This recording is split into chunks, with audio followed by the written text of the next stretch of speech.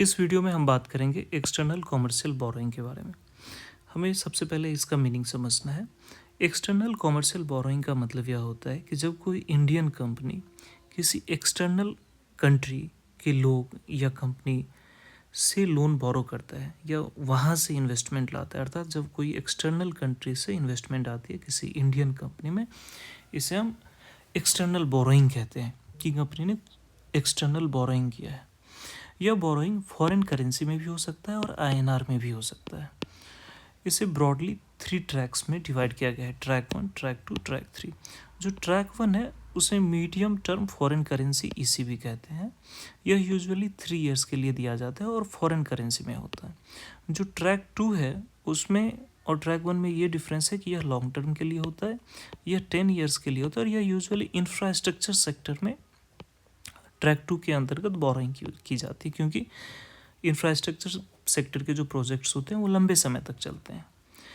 उसके बाद आता है ट्रैक 3 जो आईएनआर में बोरो किया जाता है। जो मोस्ट इंपॉर्टेंट है वो ये है, तो यहाँ से जो हमें क्वेश्चन बन सकता है वो यह है कि एक्सटर्नल कॉमर्शियल बोरोइंग में जो आईएनआर में बोरो किया जाता है वो किस ट्रैक के अंतर्गत। तो 3 में लॉन्ग टर्म में जो बोरोइंग की जा सकती है उसका टेन्योर कितना होता है, मिनिमम मैच्योरिटी तो 10 ईयर्स से ऊपर 30 ईयर्स 20 ईयर्स जो भी हो सकता है। जो मीडियम टर्म का होगा उसका मिनिमम बोरोइंग टेन्योर 3 ईयर्स होगा। ये ट्रैक से रिलेटेड कई बार क्वेश्चन पूछा गया है। अब प्रश्न यह है कि एक्सटर्नल कॉमर्शियल बोरोइंग के तहत कौन लोग एलिजिबल है। तो वो सारी एंटिटीज जिसमें फॉरेन डायरेक्ट इन्वेस्टमेंट अलाउड है, तो वो सब ईसीबी के थ्रू बोरोइंग कर सकते हैं। जैसे इंश्योरेंस सेक्टर हुआ, डिफेंस सेक्टर हुआ, वो गवर्नमेंट एक लिस्ट जारी की रहती है कि कौन कौन से सेक्टर में एफडीआई अलाउड है। जो पोर्ट ट्रस्ट है वो बोरो कर सकती है, जो एग्जिम बैंक है वो बोरो कर सकती है, जो सिडबी है वो बोरो कर सकती है, जो बड़ी बड़ी यूनिट्स है जो स्पेशल इकोनॉमिक जोन में स्टेब्लिश्ड है वो बोरोइंग कर सकती है। तो हम यह देख पा रहे हैं कि जो लार्जर एंटिटीज़ है यूजुअली वो ईसीबी के तहत बोरोइंग करते हैं। अब प्रश्न ये है कि जो लेंडर है वो कौन हो सकते हैं, क्या वो इंडिविजुअल पर्सन हो सकते हैं किसी फॉरेन कंट्री का। तो उसके लिए है कि वो पर्सन या एंटिटी का FATF country lender should be member of FATF country और IOSCO कंप्लायंट कंट्री। तो इसके लिए हर कोई एलिजिबल नहीं है कि हर कोई लेंडर नहीं हो सकता, हर कोई बोरोअर नहीं हो सकता। किस सेक्टर में एक्सटर्नल कॉमर्शियल बोरोइंग अलाउड नहीं है, तो एक रियल इस्टेट और शेयर मार्केट में इन्वेस्टमेंट, यहाँ पे डायरेक्ट ईसीबी के थ्रू इन्वेस्टमेंट या बोरोइंग अलाउड नहीं है।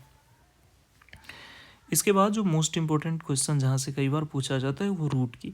2 रूट है, एक ऑटोमेटिक रूट है जो कि ओपन है, इसके तहत 750 मिलियन USD तक का इन्वेस्टमेंट अलाउड है। इससे ऊपर का अगर इन्वेस्टमेंट हो रहा है तो उसके लिए आपको अप्रूवल लेना होता है। तो ये सारी चीज़ें रही ईसीबी के रिगार्डिंग। रिजर्व बैंक अप्रूवल देती है अगर 750 मिलियन USD से ज़्यादा कोई कंपनी एक्सटर्नल कॉमर्शियल बोरोइंग के तहत बोरो कर रही है तो फिर अप्रूवल की आवश्यकता होती है।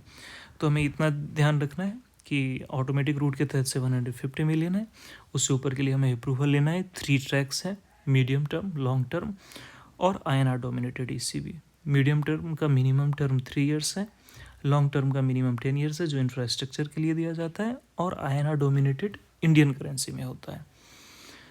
कौन एलिजिबल है, वो कंपनियां जिस सेक्टर में FDI अलाउड है, port trust, EXIM bank, SIDBI और यूनिट ऑफ सेज।